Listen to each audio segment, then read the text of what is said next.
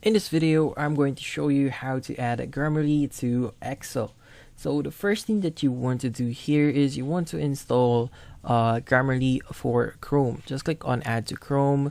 It's free. And from here, you want to click on the Install Grammarly on Chrome. That is under Chrome Web Store. You could just go to google.com web store and just type in Grammarly, but you could do this the other way, which is by visiting this specific web page here, which is grammarly.com/browser//Chrome, or you could just search this on Google, which just says Grammarly for Chrome, and you should be redirected here.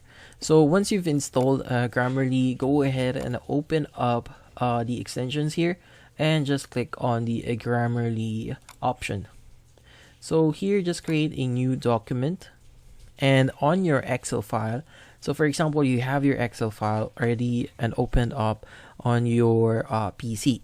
So the next thing that you want to do is actually just copy the contents or already existing on your Excel file and just pasting it here in this document here, and you should be able to get results on suggestions on how you can actually fix some grammar errors on your file.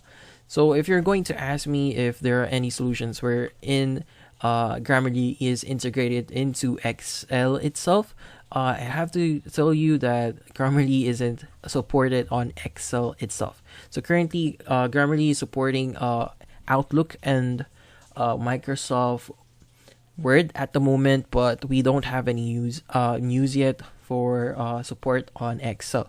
But you could keep on be updated on them if they have any releases or updates, if they will be supporting Excel in the future.